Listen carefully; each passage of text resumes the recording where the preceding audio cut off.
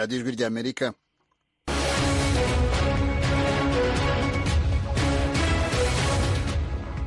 radiyo ijwi ry'Amerika ivugira i Washington DC mu kinyarwanda no mu kirundi. Mu Burundi mutwumvira ku mirongo migufi kuri shortwave metero 19 na metero 22, naho mu Rwanda ni kuri FM 104 n'ibice bitatu. Ku buhanga bw'ibyuma hari Chang, ubugenzuzi bwa gahunda hari Nadia, naho nge mwumva kuri mikro ndi Jeffrey Mutagoma ubasuhuza mbahe ikaze mu makuru y'aka kanya. Ingingo z'ingenzi ni urubanza rwagiye rugaragaza kuri kw'ibyo aregwa yuko atahuriye nabyo. Uwo ni Maître Felicien Gashema, umwe mu banyamategeko bunganira Madame Beatrice Munyenyezi. Ubushinjacyaha bw'u Rwanda rero bwamusabiye gufungwa burundu kubera ibyakurikiranyweho bya jenoside. Mu Burundi abasirikare barenga 140 baba bafunze baregwa guteza imvururu no kutubahiriza amategeko y'intambara, ni nyuma y'uko banze kujya kurwana muri Kongo. Naho muri Mali abantu 31 bahitanywe n'impanuka y'imodoka yo mu bwoko bwa bisi, abandi 10 barakomereka. Aya makuru n'ayandi ni mu kanya gato, ni mujye kuri.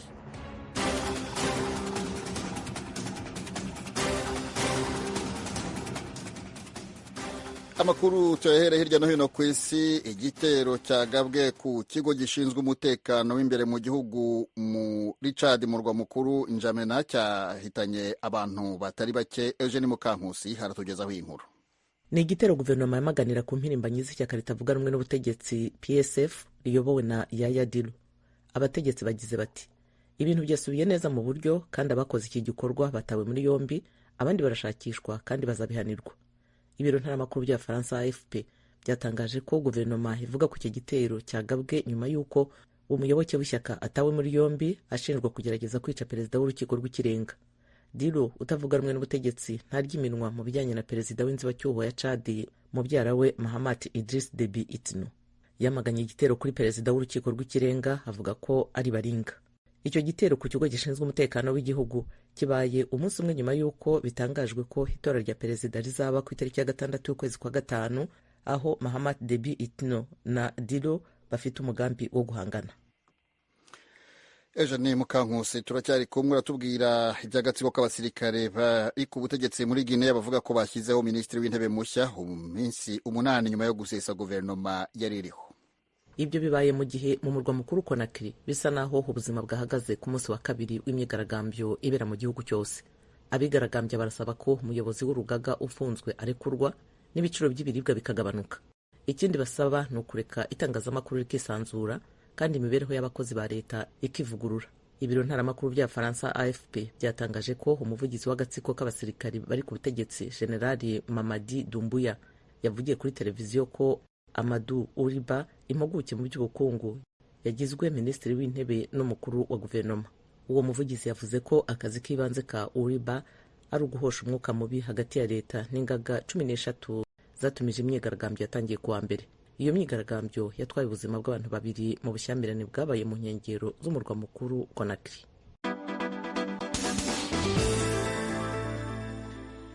Tuje muri Mali, abantu 31 bahitanywe n'impanuka y'imodoka yo mu bwoko bwa bisi, abandi 10 barakomereka. Nanone Eugene Mukankusi. Iyo bisi yarimo kwerekeza muri Burkina Faso ubwo yahanukaga ku rutindo mu majyepfo y'uburasirazuba bw'igihugu. Ibiro ntaramakuru bya Faransa AFP bivuga ko iyo mpanuka yabaye mu masaha ya 11 ku isaha yo mu karere, ubwo yambukaga urutindo ruri ku ruzi rwa Bagoue. Minisiteri ishinzwe gutwara abantu n'ibintu ivuga ko umushoferi w'iyo bisi yari ivuye muri komini ya Kenieba yananiwe kuyigarura ibirinduka ku rutindo. AFP ivuga ko mu ntangiriro z'uku kwezi abantu 15 bahitanywe n'impanuka, kandi ko 46 bakomeretse ubwo bisi barimo yari yerekeje mu murwa mukuru Bamako yagonganye n'ikamyo muri Mali rwagati. Urakoze Eugene Mukankusi. Aho muri Mali kandi minisitiri w'ububanyi n'amahanga w'icyo gihugu kuri wa gatatu yavuze ko igihugu cye kimaze kugera ku bintu yise ko bifatika mu kurinda umutekano, kibikesha inkunga y'Uburusiya. Iki gihugu kirashimirwa cyane, nabyo rabitubwira. Mu nama i Moscow na mugenzi w'Uburusiya Sergei Lavrov, Abdoulaye Diop yavuze ko guverinoma ishaka gushimangira umubano hagati y'Uburusiya na Mali. Yavuze ko uwo mubano watumye igihugu kigera kuri byinshi, by'umwihariko mu bijyanye n'umutekano. aha yatanze urugero rw'ifatwa rya Kidali yari mu maboko y'abarwanya ubutegetsi bambuwe n'ingabo za Mali umwaka ushize. Abarwanyi baturutse mu Burusiya bo mu mutwe w'abacanshuro Wagner wafashije igisirikare cya Mali kurwanya ingabo z'abitandukanije bo mu bwoko bw'Abatuareg mu majyaruguru ya Mali mu mpera z'umwaka ushize, harimo na Kidali. Wagner yanashinze ibirindiro mu bindi bihugu bya Afurika. Diop yagize ati, dukeneye gukomeza kongera ubu bufatanye bwa gisirikare n'Uburusiya, ariko tunabugirana n'abandi bafatanyabikorwa nk'Ubushinwa na Turukiya. Lavrov yavuze ko ubufatanye mu bya gisirikare hagati y'ibihugu byombi bwagezweho hashyizwemo ingufu. Yakomeje agira ati, turabona ko ubushobozi bwa Mali bwo kwirwanaho bwiyongereye, turabikesha umurimo w'abatoza bacu bahaye imyitozo igisirikare cya Mali mu Burusiya kandi bakabagezaho ibikoresho by'Uburusiya. Diop yavuze ko Mali nayo yishimiye Uburusiya kuba bwaragejeje umutekano mu karere. Yanashimiye Moscow ku kuba yarubahirije ibyo yijeje, harimo kubagezaho imfashanyo y'ubutabazi.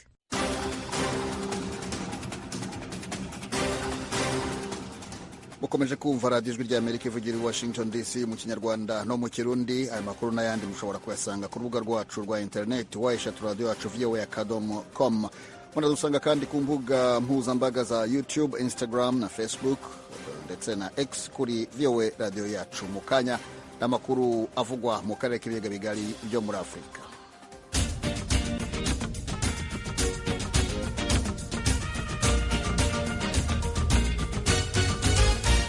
Amakuru yo mu karere k'ibiyaga bigari tuyahera mu Rwanda. Ubushinjacyaha bw'icyo gihugu bwasabiye Madame Beatrice Munyenyezi uregwa ibyaha bya jenoside igihano cy'igifungo cya burundu muri gereza. Uregwa n'abamwunganira mu mategeko bo barasaba urukiko rwisumbuye rwa Huye gutesha agaciro ikirego cy'ubushinjacyaha. Eric Bagirubusa yari mu rukiko.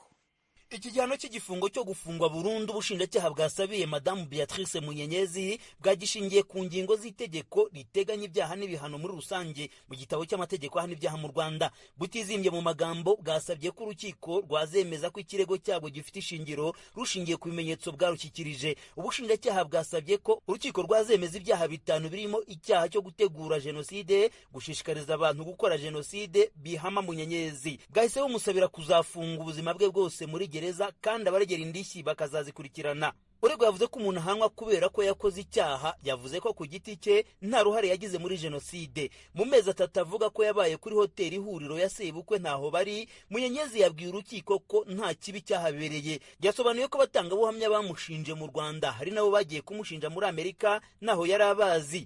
Yavuze ko bamushinja ibintu atakoze kugera naho bakoresha impapuro mpimbano ngo bamwegekeho ibyaha. Uregwa yavuze ko ubuhamya bw'abamurega ari nabwo bwamuteye gusiga abana be bakiri bato bikabahungabanya cyane kandi ko bitari ngombwa. Mu mvugo yumvikanagamo ikiniga, Munyenyezi yabwiye umucamanza ati, ndasaba ko nyuma yo kumara gusuzuma ibimenyetso byose byatanzwe n'impande zombi mwampa ubutabera ngasanga abana banjye. Ntabwo ndi mu bahakana jenoside kuko nta ruhare nayigizemo. Munyenyezi yongeye kubwira urukiko ko urushako rwamugizeho ingaruka mu gihe icyaha ari gatozi. Mu magambo ati, niba nzira umuryango nashatsemo nk'uko bagiye babigaragaza, ntabwo nagombye guhanwa kubera ibyaha byabo. Yasoje avuga ko yizeye ubutabera. Abanyamategeko Brice Bikotwa na Felicien Gashema basimburanye bagira icyo bavuga ku gihano yasabiwe. Biratangaje cyane kumva icyifuzo cy'ubushinjacyaha busabira Munyenyezi gufungwa burundu, mu gihe ku ruhande rwacu twari twiteze ko bumumenyesha urukiko ko buretse kumukurikirana. Ayo ni amagambo ya Bikotwa yabwiye umucamanza. Yavuze ko imiterere y'ikirego cy'ubushinjacyaha igaragaza ko nta kintu na kimwe kirimo kigize ibimenyetso urukiko rwashingiraho rumuhamya ibyaha. Yakise un dossier vide de preuve mu rurimi rw'igifaransa. N'imvugo yarakaje bikomeye ubushinjacyaha. Bikotwa yafashe ikirego cy'ubushinjacyaha akigeranya n'ikigega kirimo ubusa. Umunyamategeko wa Munyenyezi Bikotwa yavuze ko kuri we birutwa n'umuntu ujya gushakira amazi mu butayu kuko bizwi ko mu butayu habamo utuzi duke, agasanga mu kirego agereranya n'ubutayu nta tuzi na duke turimo. Yabwiye urukiko ko ubushinjacyaha bwashingiye ikirego cyabwo ku buhamya bw'ubuhimbano. Yavuze ko igiteranyo cy'ubuhamya bwose bushinja uregwa cyubakiye ku cyo yise ibinyoma byambaye ubusa. Yasobanuye ko nta mutangabuhamya wahuje na mugenzi we mu bamushinja. Ku munyamategeko Bikotwa ntacyo byamarira urukiko, biragoye ko rwazafata icyemezo gihamya ibyaha Munyenyezi rushingiye ku nkuru mpimbano. Mu rwego rwo gutanga ubutabera yise nyakuri, yavuze ko abatangabuhamya bagaragaye mu gikorwa yise kigayitse cyo guhimba ibinyoma babiryozwa, Munyenyezi akazagirwa umwere. Nyuma yo gusesengura iby'amategeko ateganya, asubiramo amagambo yavuzwe n'umuhanga w'Umufaransa wo mu kinyejana cya 17 Voltaire, umunyamategeko Gashema yagize ati byaba byiza ko warenzaho ugakiza umunyabyaha umwe aho gucira urubanza inzirakarengane. Nyuma yo kumva buri ruhande hazamutse igisa no guhangana ku baburanyi bombi. Ubushinjacyaha buvuga ko uruhande rwa Munyenyezi rwakoresheje amagambo aremereye adakwiye mu rukiko, nk'aho Bikotwa avuga ko bwatanze ikirego yise vide de preuve. Abanyamategeko be bahise bahagurukira icyarimwe basubiza ko amarangamutima y'ubushinjacyaha atagomba kuganza imigendekere y'urubanza. Umunyamategeko Gashema yibukije ko iburanisha riyoborwa n'urukiko mu bwigenge bwarwo abacamanza bari baryumyeho. Mu ijwi ryuje uburakari Bikotwa yabwiye urukiko ko ubushinjacyaha bugomba kumenya ko ari umuburanyi kimwe n'abandi. Yabwikomye ko imyitwarire yabwo igaragaza ko budakurikirana imigendekere y'imanza mu nkiko mpuzamahanga. Yasobanuye ko kuvuga ko dosiye ari vide atari imvugo nyandagazi. Bikotwa yihanangirije ubushinjacyaha ko uretse no mu rubanza rwa Munyenyezi no mu zindi manza bazahuriramo butagomba kuzitwara butyo. Yavuze ko urubanza rutagomba kugendera mu myumvire yabwo. Uru ni urubanza rwari rumaze imyaka igera muri 3 rutangiye kuburanishwa. Umunyamategeko umwe mu bunganira Munyenyezi ashima urugendo bamazemo igihe. Ku ruhande rwa Munyenyezi ni urubanza rwagiye rugaragaza ukuri kw'ibyo aregwa yuko atahahuriye nabyo, tugaragariza urukiko ibimenyetso bitandukanye. No ku ruhande rw'ubushinjacyaha butigeze bugaragaza ibimenyetso bifatika urukiko rwashingiraho rwemeza yuko Munyenyezi ashobora kuba yahamwa n'icyaha. Urukiko nirwo rufite apreciation yo gushira ku munzani ibivugwa no ku ruhande rw'abashinja n'abashinjura,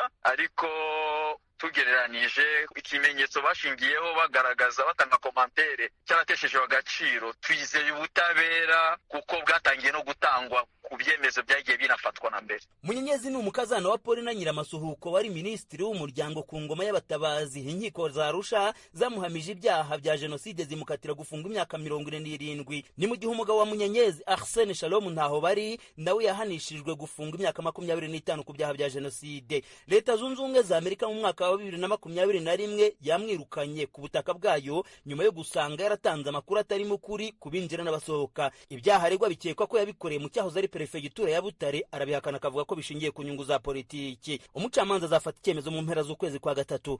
Bagira ubusa ijwi rya Amerika i Nyanza mu majyepfo y'u Rwanda. Voice of America, ijwi rya Amerika.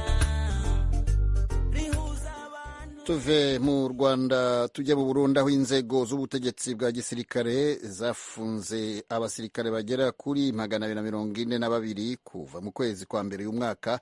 Bafungiye muri gereza enye arizo Bururi, Ngozi, Rumonge na Ruyigi. Ni nyuma yuko banze kujya gufasha ingabo za Kongo kurwanya inyeshyamba za M23. Eloge Willy Kaneza nibyo tubwira.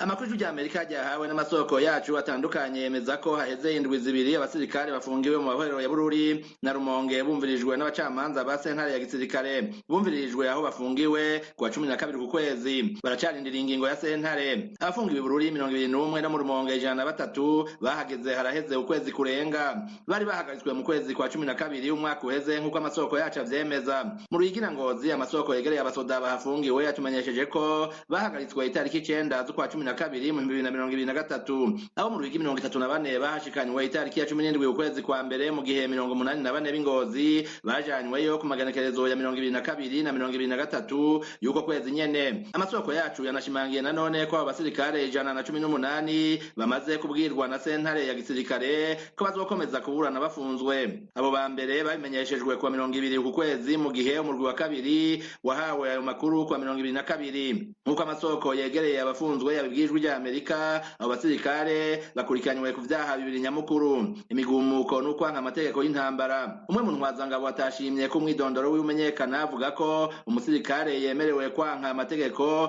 mu gihe abona ko atamvo canke impamvu zumvikana zituma yishora ku icumu. Ekana Maître Jean-Claude Niburumusi, umukuru w'igisata c'amategeko mu ishyirahamwe Akate Burundi rivugira abanyororo, avuga ko abasirikare bemerewe kwanka amategeko. Sinovuga ko ari bisanzwe ko umusirikare yanka itegeko ahawe n'abamutwara. Sinsanzwe nzi cyane ibijanye n'igisirikare, ariko ndumva ko kwanka itegeko bibaye ari bisanzwe ho haba kajagari. Ariko rero iyi itegeko ritanzwe rigaragaramwo kurenga amategeko vyeruye, umusirikare arashobora kwanka icahamagariwe gukora, kuko anagikoze arahava kagihanirwa. Ivyo biri mu ngingo ya 31 y'igitabo mpanavyaha c'u Burundi. Niko Maître Niburumusi yatwandikiye mu butumwa bwanditse. Umwe muri abo basirikare niwe wenyene ijwi rya Amerika rimaze kumenya ko afise adafise umwunganira. Maître Ntiburumusi asanga ari uburenganzira batwe kuko mu gihe icaha umunyororo yikekwa ko gishobora guhanishwa umunyororo w'imyaka 20 n'irenga, umuburanyi yabwirizwa kuronswa umushingwamanza n'inzego z'igihugu. General de Brigade Gaspard Baratuza ajejwe imigenderanire no kumenyesha amakuru mu gisirikare c'u Burundi twamwandikiye ntiyatwishura. Tumuhamagaye kuri telefone naho ntiyitavye. Ariko umwe mu ntwazangabo ifise ipete ryo hejuru yabwijwe rya Amerika ati nibisanzwe birazwi ko abasirikare benshi bafunzwe bazira ukwanka kurwana na M23, ariko kandi hari n'abanyuruje uburyo bugenewe intambara. Arabamaze no kwirukanwa mu gisirikare. Umushikiranganji yajejwe kwivuna abansi nawe nyene twamurondeye. Alain Tribert Mutabazi yatwishuriye mu butumwa bwo kuri WhatsApp agira ati twaratanze umuco igihe tugira ikiganiro kubamenyesha amakuru mu kwa mbere 2024. Ivyo mubajije nta vyabayeho, mwaritiranije ibintu canke nta makuru mufise atomoye. Uwo muco yatanze ijwi rya Amerika ryawuronkeye amajwi. Boba bayitwaye nabi bangejeje nabi bijyana ibisanzwe mu gisirikare birabaho, bajya rero baca baheza gakosorwa hisunzwe amategeko cyo discipline militaire. Perezida Evariste Ndayishimiye kwa 29 ukwa 12 umwaka uheze yari yabitanze ku muco. Ndayishimiye ariko aremesha ikiganiro kirangiza umwaka aho ibinyamakuru n'abanyagihugu hari mu ntara ya Cankuzo mu buseruko. N'ubu wogenda aha ku mutukura uraza gusanga abapfunzwe, n'abari muri Somalia urasanga abapfunzwe, hari abantu hamurunturuntu, uba i Kongo, uba Somalia, uba Central Africa. Perezida Ndayishimiye yanavuze ko ari bisanzwe ko abasirikare b'abarundi bagwa ku butaka bwa Kongo barwanya M23 naho hari ababinebagura, asigura ko bariko bahangana n'iterabwoba. Ingwano n'urukino rwo gupfa, wanka gupfa ntuba umusodo uca witahira. Turatabarana muri Somalia turagenda, mbeho ko mutatubaza ngo muri Somalia ntabahagwa. Muri Somalia turagenda Central Afrique, Uburundi buriko burafasha kugira tugwanye iterabwoba ryo kwisi yose. Mu bazi kubuzima kandi harimo urwaruka rw'umugambwe uri ku butegetsi, imbonerakure za CNDD-FDD, abagabo babuze abahungu mu mezi abiri aheze. Kandi yari asanzwe ari mu bantu ba mbere bafata akabanza ka mbere mu kurangura imbonerakure ku mutumba. N'abavyemera rero bakagenda kenshi turabura irengero ryabo, twumva ati naka yarapfuye, naka ntakiriho. Abagize amahirwe bakagaruka rero bagenda baduhaye amakuru nyene. Yajanye n'abandi yagiye ku rugamba aho hakurya muri Kongo, ariko rero inyuma yo yaya mezi abiri twamenye ko umwana yapfuye. Mu butegetsi niho twagiye twumva umugambwe twihanitse ko kizera kikazira twogandara. Twarababaye, twaratuntuye, ni kuziramwa gusa. Umunyanga mukuru wa CNDD-FDD Kevin Ndikuriyo mu biganiro yamenyesha amakuru Bujumbura mu minsi heze yaravyiyamirije. Igakera bari batsimbonera kuri tuntu tudukoko kuko twege muri maki hari bari ngo umuguta none umuguta wumara ibisi 10 upararanga n'igihugu gute. Imbonera kuri zagiye muri EDC kandi zigira vyore. Iki kintu wabibabahaye aransumbya amakuru kuko je ntavyo narinzi muri Kongo twebwe cyo tuzari ingabo z'u Burundi. Naho ingabo za EAC zavanywe muri Kongo kuva mu mpera z'2023, Uburundi buracafiseyo abasirikare ku gataka ka Kongo baharurwa mu batayi indwi. Ico gihugu casinyaniye amasezerano na Kongo yo gutabarana uburenganzira ingabo z'u Burundi kwinjira muri Kongo uko zivyifuje. Umusirikare aguye mu mabanga y'akazi hanze y'igihugu nk'urugero muri Somalia, abasigwa biwe baronswa agaciro k'50 vy'amadolari ya Amerika mu mafaranga y'amarundi hafatiwe ku rugero rwo kuvunja muri banki mu gihe ayanganuko nyene ahabwa leta. Ijwi rya Amerika yabashije kumenya kuvyerekeye abagwa muri Kongo kuko ata amasezerano azwi yerekana uko bashumbushwa. Eloge Burikaneza, Ijwi rya Amerika. Ijwi rya Amerika yabaye igisubizo cyacu. Radio Ijwi rya Amerika mu guterera igihugu cy'u Burundi yabaye. Tujye muri Repubulika ya Demokarasi ya Kongo aho bamwe mu baturage bo mu bwoko bw'abanyamurenge bamenyekanye cyane muri politiki y'icyo gihugu bamagana abategetsi b'u Rwanda babashinja gukoresha izina ryabo mu ntambara zibera mu burasirazuba bwa Repubulika ya Demokarasi ya Kongo. Umunyamakuru Vedaste Ngabo arakomeza iyi nkuru. Ibyo bikubiye mu rwandiko rwashizeho umukono n'itsinda ry'abagabo 5 bavuga yuko ari abashingantahe b'abanyamurenge batuye Kinshasa. Ubwo rwandiko rwo ku itariki 25 z'ukwezi kwa kabiri bisobanura ko nta gihugu c'amahanga icyo ari cyo cyose abanyamurenge basabye kukivuganira. Mu ibaruwa yabo aba banyamurenge bavuga yuko bakunze gutungurwa n'ijambo ry'abayobozi b'u Rwanda ku ntambara yo mu gihugu cyabo cya Kongo, aho bashira imbere inyungu zabo bwite. Enoke Roberangabo n'umwe mu bashize umukono kuri urwo rwandiko avuga yuko muri ibi byumweru bike bishize habayeho guterana amagambo hagati y'abayobozi b'ibihugu byombi, byitwaza abatutsi n'abanyamurenge. Abanyamurenge ntibashobora kwibagirwa kuko biracyahari Koredi Tabara y'abarundi bavuye mu Rwanda baza kuturimbura bafatanije na za mayimayi. Ubwo rero u Rwanda icyo rukora ntabwo ari ukuza kudutabara kuko rubesha amahanga. Izo rero twashatse natwe kubinyomoza. Saba abagabo gusa banditse ibaruwa ivuga ko u Rwanda nta manda rufite yo kuvugira abanyamurenge. N'ishyirahamwe rya Union Internationale d'Abanyamulenge ryamagana igihugu cy'u Rwanda kwitwaza abanyamurenge mu ntambara zago. Sebikiyana ni umuyobozi w'iryo shyirahamwe.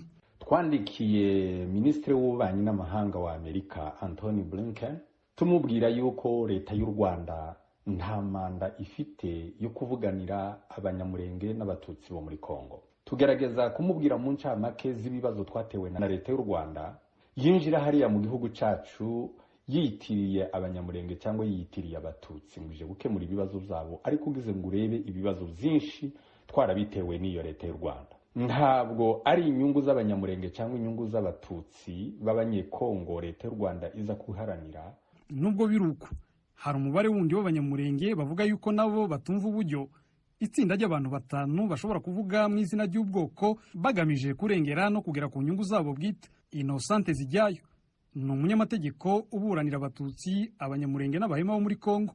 Asanga abandika aya mabaruwa yamagana abavuganira ayo moko baba birengagiza ibibazo ubwoko bwabo bwicara buhura nabyo muri izi ntambara. Hamaze gusenyuka amavilaje cyangwa se imihana y'abanyamurenge irenga 300. Inka zanyazwe ni 500 zirenga. Hishwa abantu barenga 1000. Za gereza za Kongo zifungiyemo abantu 100 bazira uko baremwe. Amagambo ahembera urwango ntiyigeze atuza n'umunsi n'umwe. N'ikimenyimenyi n'ejo bundi perezida ubwo yarabyamaganye, imiryango mpuzamahanga yose ku isi yose yarabyamaganye, Nations Unies za Union Européenne bose barabyamaganye. Rero kubona abantu bandika ngo baramagana igihugu cyamagana ubwo bwicanyi bukorerwa abanyamurenge, ntekereza ko harimo igihungabana rikomeye mu bwoko bwacu kubera ditotezwa n'akarengane. Twashatse kumenya ibyo abanyamurenge batuye muri aka karere bavuga kuri iyi baruwa yamagana u Rwanda. Abenshi mu bo twagerageje kubaza icyo babitekerezaho kuri icyo kibazo banze kugira icyo bavuga kubera impamvu zabo batashatse kudusangiza. Gusa Alex Ndisanze, umuturage utuye Uvira, yabwijwe igihe Amerika yuko yishimiye abanditse urwandiko bamagana u Rwanda. Turiya rwandiko twararushimye kuko declaration yabo yakuye abantu mu rujijo. Kumva declaration zabaye bavuga ko u Rwanda ruburanira cyangwa se rurwanira abanyamurenge n'abatutsi muri rusange, hariya no gukuraho urwo rujijo kugira ngo bagaragaze ko abanyamurenge batari inyuma y'iriya ntambara, kandi abanyamurenge bose bazi neza ko basenyewe na Red Tabara. Umukuru w'igihugu cya Kongo Felix Tshisekedi tariki ya 22 z'ukwezi kwa 2 umwaka wa 2024 mu kiganiro n'abanyamakuru yavuze yuko atazihanganira ivangurwa rikorerwa abanyamurenge n'abatutsi, kandi ko atumva uburyo igihugu cy'u Rwanda cyakwiha ububasha n'uburenganzira bwo kuvuganira abaturage b'abakongomani. Vedaste Ngabo, Ijwi rya Amerika, Uvira. Tusikilize sauti ya Amerika. Tujye mu Rwanda aho uyu munsi rwijihije umunsi mpuzamahanga w'ururimi kavukire. Uyu munsi waye mu gihe abahanga mu rurimi rw'ikinyarwanda bagaragaza ko rugenda rukendera bitewe n'izindi ndimi zarwinjiriye. Asumta Kabogi yakurikiranye uyu muhango wabereye mu ishuri ryisumbuye rya Green Hills riri i Kigali. Mu banyeshuri bitabiriye ibyo birori harimo abaturutse hirya no hino mu gihugu bari bitabiriye amarushanwa yiganjemo y'imivugo bo ubwabo bumvikanishije ko hari imivugire yica ikinyarwanda ikwiye gucika. Abanyeshuri bitabiriye irushanwa ni abujuje ibyari byasabwe, birimo ko umunyeshuri asabwa kwandika umuvugo utarengeje imikarago 100 kandi ntige munsi ya 50, akaba yanohereje n'ikarita y'ishuri. Mu banyeshuri bijuje ibisabwa bitabiriye irushanwa abavuye muri za kaminuza zo mu gihugu ni 151, naho mu mashuri yisumbuye habonetsemo abanyeshuri 447, bose bakaba baratsinzemo abagera kuri 30, ni ukuvuga 15 bafashwe mu mashuri yisumbuye na 15 bafashwe muri kaminuza. muri abo bose ababashije gutsindira irushanwa ni 30, 15 bavuye muri za kaminuza na 15 bavuye mu mashuri yisumbuye. Hategekimana Yves umunyeshuri ufite imyaka 19 wiga mu mwaka wa 5 w'amashuri yisumbuye mu ishuri rya Kibirizi mu karere ka Ngoma mu ntara y'Iburasirazuba, nyuma yo gukora umuvugo wamuhesheje igihembo yaganiriye n'Ijwi rya Amerika. Nakoze umuvugo witwa umuco ururimi ingobyi y'umuco.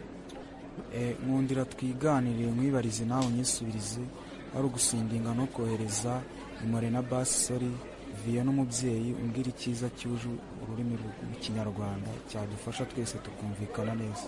Uyu munsi ubaye mu gihe abahanga mu rurimi rw'ikinyarwanda bagaragaza ko rugenda rukendera bitewe n'izindi ndimi zarwinjiriye.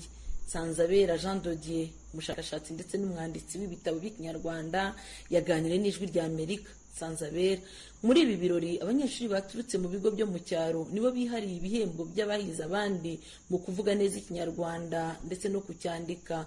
Abo mu mashuri yisumbuye 3 barushije abandi, 2 nabo mu karere ka Ngoma mu ntara y'Iburasirazuba, naho uwabaye wa 3 aturuka mu karere ka Karongi mu burengerazuba bw'igihugu. Umunyeshuri wa mbere yahembwa amafaranga 250, wa kabiri ahabwa 200, wa gatatu ahabwa 150. Uko niko byagenze no mu banyeshuri bo mu mashuri ya kaminuza. Abandi basigaye uko ari 24 bose buri wese yagiye ahabwa 50,000. Benshi mu bana biga mu ishuri rya Green Hills baba baganira indimi ziganjemo Icyongereza n'Igifaransa. Abavuganye n'Ijwi rya Amerika bagaragaje ko Ikinyarwanda kibagoye ugereranije n'izindi ndimi. Ubu ngubu wakubwira nk'umugani w'ikinyarwanda wamenye icyo ari cyo? Yego. Utaganire na se komeza ubuzuze. Baravuga ngo utaganire na se ntamenye icyo sekuru yasize avuga. Sekuru muramuzi? Yego. Sekuru umuntu ni umubyeyi w'umubyeyi wawe. Nyirarume? Barabyize kandi. Barabyize. Nyirarume ni mama. Nyirarume ni umugabo. Nyirarume nuvukana na mama. Ubu se mwiga mu wakangaye ntago muzi Ikinyarwanda neza. Turakizi ariko muri grade tugezemo ntago tukikiga Ikinyarwanda. Twakigaga mu magrade twe turi mu mbere. Ndacyumva. None mu rugo ntago mugana Ikinyarwanda? Igifaransa n'Icyongereza ni mix.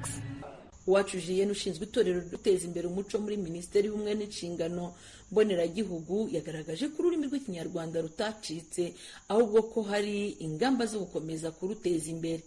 Mu ngamba rero harimo ko ikinyarwanda kigishwa mu mashuri, yaba ari amashuri akoresha gahunda mpuzamahanga ndetse n'amashuri yigisha gahunda y'igihugu. Icya kabiri ni ugushyiraho uburyo twifashishije ikoranabuhanga ikinyarwanda bashobora kukiga bakakigisha no gukomeza gukora ubushakashatsi butuma tugira amagambo mashya ajyanye n'ibishya bigenda bivuka, yaba ari ikoranabuhanga yaba ari mu bumenyi bwa siyanse n'ibindi. Umunsi mpuzamahanga w'ururimi kavukire wizihijwe ku nshuro ya 21 ku nsanganyamatsiko igira iti tumenye ikinyarwanda ururimi rwacu ruduhuza, nawe insanganyamatsiko ku rwego rw'isi igira iti uburezi mu ndimi nyinshi ni inkingi yo kunguka ubumenyi bw'ibisekuru. Umunsi mpuzamahanga w'ururimi kavukire ni umunsi ubusanzwe wizihizwa ku isi yose itariki ya 21 z'ukwezi kwa kabiri. Asumta Kaboyi, Ijwi rya Amerika, i Kigali. Mu kanya gato turaba dusezeranye, ariko mbanze mbibutse ingingo z'ingenzi z'amakuru twabagejejeho kuri uyu mugoroba. Ubushinjacyaha bw'u Rwanda bwasabiye Madamu Beatrice Munyenyezi uregwa ibyaha bya jenoside igihano cy'igifungo cya burundu. Uregwa n'abamwunganira mu mategeko barasaba ko urukiko rwatesha agaciro ikirego cy'ubushinjacyaha. Mu Burundi, inzego z'ubutegetsi bwa gisirikare zafunze abasirikare bagera kuri 242 kuva mu kwezi kwa mbere k'uyu mwaka. Bafungiye muri gereza enye arizo Bururi, Ngozi, Rumonge na Ruyigi nyuma y'uko banze kujya gufasha ingabo za Kongo kurwanya ishyamba za M23. Naho mu mahanga, igitero ku kigo gishinzwe umutekano imbere mu gihugu mu murwa mukuru wa Chad cyahitanye abantu batari bake. Inshuti mukomeje kudutega amatwi, amakuru twabagezagaho kuri uyu mugoroba naha tuyashoreje. Nshimire mwe mwese mwayakurikiye n'abagenzi banjye bamfashije kuyabagezaho. Kuri mikoro mwari kumwe na Jeffrey Mutagoma. Amahoro n'amahirwe kuri mwese.